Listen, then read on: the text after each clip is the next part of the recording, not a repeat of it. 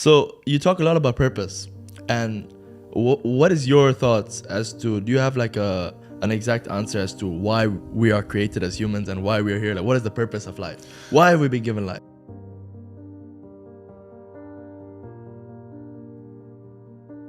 I think we're here to struggle and to learn. I don't think we're here to be happy. That's why when we keep going back to the happy argument, I've always found that kind of frustrating and annoying. Yeah. When someone goes, "Oh, but I want to be happy." Why? Why? Why do you want to sit there and laugh? Like you were happy your entire childhood. That's your happy days. You're allowed to be happy as a kid. Finished. It's all over now, right? You're a man. You have responsibilities. We're also here to do important things, and important things are going to be difficult, and they're going to be hard, and you're going to get frustrated.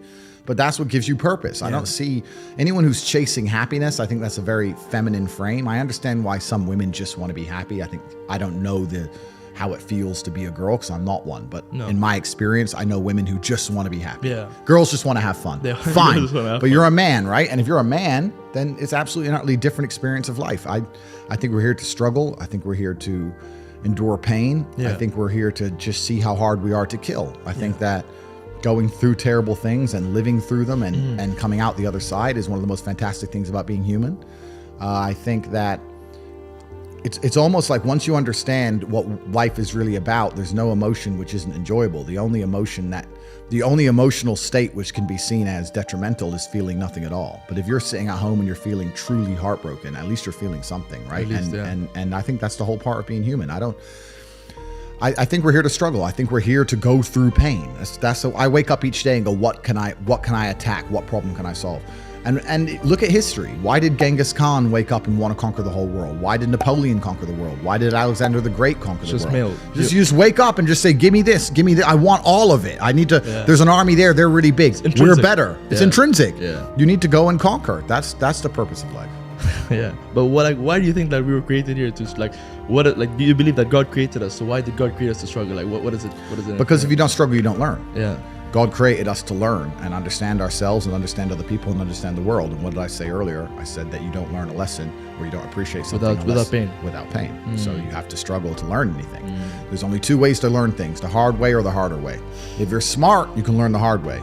But in my experience, 99% of the planet only learn the hardest possible way. If the lesson's even 85% effective, they'll make the same mistake. It's only when they completely decimate and destroy an element of their life do they sit there and go, oops, now I get it. No. That's how it goes.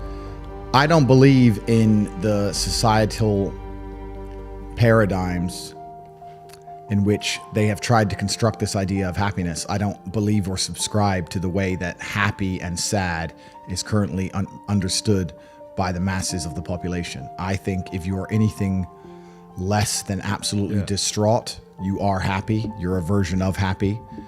It's like saying gray is a version of black, right? No matter how light the gray is, you can still call it a version of black.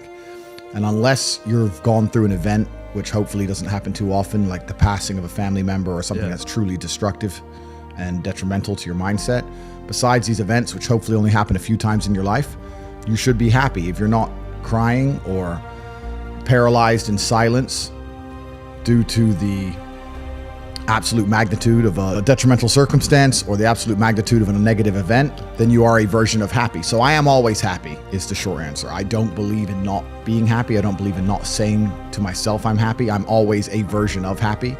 And this idea of chasing happiness and always being concerned and preoccupied with how happy you are is actually the biggest mistake that a lot of people make, I think, in the world today. Especially men who wake up and go, I don't really feel happy, so I need to get happier. And that's how they end up down a hedonistic path of drugs or alcohol or gambling, chasing pleasure. I don't care how I feel. Yeah. I don't care if I feel happy or sad. It doesn't really affect what I do each day. I do the exact same things. I act the exact same way.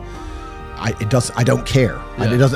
I don't put weight to the significance of the emotion. So I always consider myself a happy person, but if I woke up and I was slightly less happy one day than another, it wouldn't affect anything I do and I wouldn't put any relevance to it. I'm human and that's life. And so am I any happier now that I have hundreds of millions of dollars than before I was broke? Yeah. Not really, but I was never unhappy. I'm the same state that I was then, that I am now. I have work to do and I will do it. It's as simple as that. Well, also there's no light without dark and there's no joy without pain. You can't have a rainbow without a little rain. Exactly. And no matter how hard you chase pleasure and happiness, there's going to be dips and troughs in between. There's going to be come downs and downtrends. And you're going to have the juxtaposition between that time you were laughing your head off and acting giddish like a child and the time that you feel depressed as such. And I think it's much better to just adopt a very disciplined, stoic mindset. I'm always the same base level of happy regardless. If I lost all of my money today, I would be the same happy. Mm-hmm. If my net worth quadrupled, I'd be the same happiness. Yeah. As long as I'm alive, which is a struggle, unfortunately, in the current climate, but as long as I'm alive and the people I care about and love are alive, and as long as God gives me the honor of doing my duties and providing for the people I care about, as long as I get to wake up and know that there's a whole bunch of people in the world who need me and I get to work hard to please them and do good for society and good for the world, yeah, then I'm a vessel of God and I'm happy enough to survive. That's all I look at it as. I don't ever consider how do I feel. That doesn't cross my mind. I have things to do. I'm too busy. I have things to do every single day. I have very important things to do, and how I feel really is not going to affect how I complete those tasks. Right. And when I speak to men, they say I'm unhappy or I need to be happier. I think that's absolutely the wrong frame of life. You're a man, you have duty, you have honor, you have things you should be doing regardless of how you feel. And the people who are perma-obsessed with happiness or sadness, I just think it's the wrong paradigm to view the lens of life. I think you should get up and do what needs to be done.